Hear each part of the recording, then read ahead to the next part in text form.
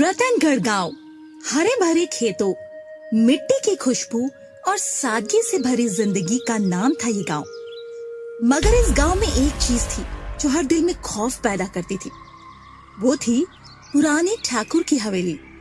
किसी की हिम्मत नहीं थी उसके पास जाने की।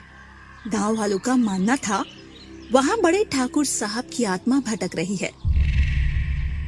एक दिन सभी गांव वाले और बड़े ठाकुर का भाई विक्रांत ठाकुर इस बात पर चर्चा कर रहे थे। जब से बड़े ठाकुर साहब की हत्या हुई है तब से उनकी आत्मा हवेली में कैद है। हर रात कुछ ना कुछ अजीब घटना घटती है और हवेली से बहुत डरावनी आवाजें आती है। एक बार गांव का ही एक युवक हवेली के सच्चाई जानने गया था। बेचारा कभी वापस नहीं आया। हमें इस हवेली को तोड़ देना चाहिए, तभी उस गांव को शांति मिलेगी। नहीं, ये हवेली बड़े भैया की एकमात्र निशानी है। इसे तोड़ना गलत होगा। हमें कुछ करना चाहिए, नहीं तो बड़े ठाकुर की आत्मा एक दिन वो पूरे गांव को तबाह कर देंगे। मुझे पता है, बड़े भैया की आत्मा मेरे सपने में भी कई बार आ चुकी है। लेकिन मेरा भतीजा विजय कल ही अमेरिका से लौट रहा है। मैं नहीं चाहता कि उसे इन सब बातों के बारे में कुछ भी पता चले। उसका यहाँ आना सिर्फ 2 दिन के लिए है। 2 दिन के बाद वो वापस अमेरिका चला जाएगा। उसके बाद हम इस मुद्दे पर चर्चा करेंगे। तब तक कोई भी इंसान इस मामले के बारे में बात नहीं करेगा। ठाकुर साहब, आप ही कुछ कीजिए, नहीं तो ये डर गांव वालों को खा जाएगा।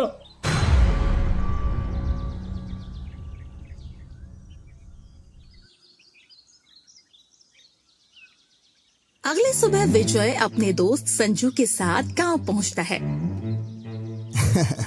विजय, ये तुम्हारा अपना गांव है, जाओ घूमो।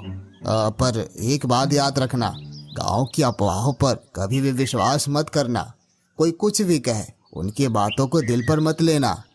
जी चाचा जी, मैं तो बस संजू को गांव घुमा लाऊं, फिर 2 दिन बाद वापस अमेरिका। विजय अपने बचपन के दोस्त चंपक से मिलने जाता है।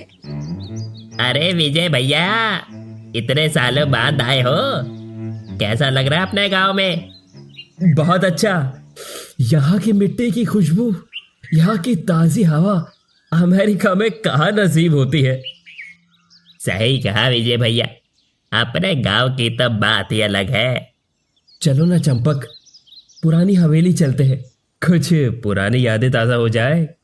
बहुत दिन हो गए वहाँ गए, पता नहीं वहाँ की दीवारें मेरी आवाज़ भूल न चुकी हो गई।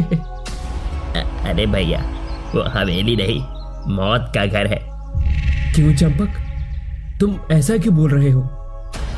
अरे विजय भैया, रात में वहां से चीखें आती है, रोशनी चमकती है, कहते हैं बड़े ठाकुर की आत्मा वहां भटकती है।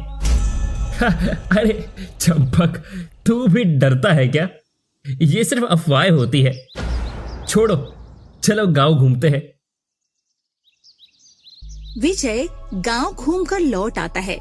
रात को वो अपनी माँ से सवाल करता है। माँ, लोग उस हवेली के बारे में इतना क्यों डरते हैं? क्या पापा की आत्मा सच में वहां भटकती है? बेटा, कुछ बातें ना ही पूछो तो अच्छा है, और उस हवेली के पास जाने की भूल भी मत करना। हम जो देखते हैं वो हमेशा सच नहीं होता। रात बीतती है, सभी सो जाते हैं। मगर सुबह जब विजय उठता है तो संजू घर में नहीं होता। संजू, कहाँ है तू? संजू!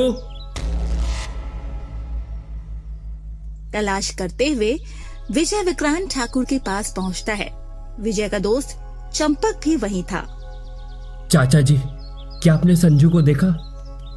विजय भैया, मैंने कल रात संजू भैया को हवेली के पास जाते देखा था। कहीं बड़े ठाकुर का भूत उन्हें उठाकर तो नहीं ले गया? क्या? पापा का भूत? नहीं नहीं, ये कोई मनगढ़ंत कहानी है। चाचा जी, मैं हवेली में जा रहा हूँ, मुझे अपने दोस्त को वापस लाना है। नहीं, वहाँ जाने की जरूरत नहीं है। और सुनो, अब तुम कल सुबह अमेरिका लौट जाओगे, यही मेरा फैसला है। नहीं चाचा जी, मैं अपने दोस्त को लिए बिना कैसे चला जाऊं? मैंने जितना कहा है उतना ही सुनो, चुपचाप सामान पैक करो। विजय मायूस होकर अपने कमरे में आ जाता है और खुद से बातें करने लगता है। नहीं, मैं भूतों पर विश्वास नहीं करता। जरूर कोई चाल है। मैं अपने दोस्त को छोड़कर नहीं जाऊंगा। आज रात मैं हवेली में जाऊंगा और संजू को वापस लेकर आऊंगा। रात के अंधेरे में विजय चुपचाप हवेली में चला जाता है। हवेली में विजय जो देखता है उसकी आंखें फटी की फटी रह जाती है। संजू एक खंबे से बंधा हुआ था। आसपास ड्रग्स के पैकेट और कुछ हथियार रखे हुए थे। विजय संजू के पास जाकर उसे वहां से छुड़ाकर हवेली के बाहर ले आता है। विजय, तू आ गया। ये लोग मुझे कहीं बाहर भेजने वाले थे। अगर तू 1 घंटे में और लेट हो जाता तो मेरी जान नहीं बच पाती यार। पर मुझे ये तो बता, हुआ क्या था? क्या सच में तुझे किसी भूत ने यहाँ पर कैद किया है, या फिर ये सिर्फ एक मनगढ़ंत कहानी है? सुन, यहाँ कोई भूत नहीं है, ये सब एक ढोंग है। हवेली में असल में ड्रग्स की तस्करी हो रही है और ये गिरोह, इसे चलाने वाला और कोई नहीं, तेरा चाचा विक्रांत ठाकुर है। क्या? चाचा जी? मैंने उन्हें खुद सब कुछ कहते हुए सुना है, इसीलिए उन्होंने मुझे पकड़ लिया और तेरे पिताजी की हत्या भी उसने करवाई है ताकि इस हवेली में वो गलत काम कर सके। लेकिन चंपक तो बता रहा था कि तू खुद चलकर यहाँ आया। नहीं विजय, तेरा दोस्त चंपक भी तुम्हारे चाचा जी से मिला हुआ है।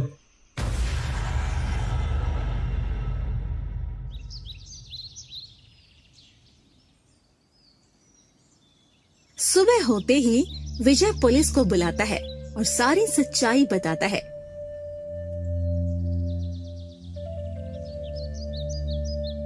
पुलिस हवेली पर छापा मारती है और विक्रांत ठाकुर, चंपक और उनके गिरोह को गिरफ्तार कर लिया जाता है। माँ, मैं अब वापस अमेरिका नहीं जा रहा। इस गांव को अब डर से नहीं, हिम्मत से चलाना होगा। गांव को अब हवेली से डर नहीं लगता। हवेली अब वीरान नहीं बल्कि एक सच्चाई का गवाह है। एक ऐसी सच्चाई जिसमें भूत नहीं, इंसानी लालच ने डर पैदा किया था।